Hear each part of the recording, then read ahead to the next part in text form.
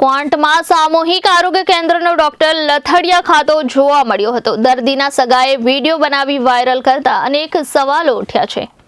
ગુજરાતમાં આરોગ્ય ક્ષેત્રના અનેક ગોટાળા બહાર આવી રહ્યા છે, ત્યારે છોટાઉદેપુરના ક્વોન્ટના સામૂહિક આરોગ્ય કેન્દ્ર ખાતે ફરજ પરના એક ડોક્ટરનો નશાની હાલતમાં વિડીયો વાયરલ થતા અનેક સવાલો ઉઠ્યા છે।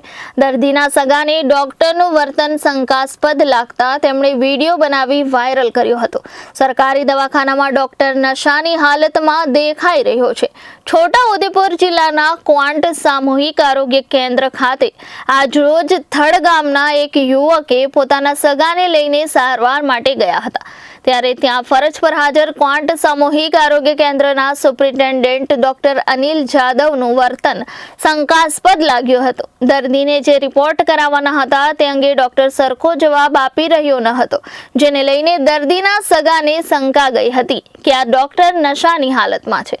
તેમ છતાં સગાએ દર્દીની સારવાર કરાવવા માટેનો પ્રયત્ન કર્યો હતો।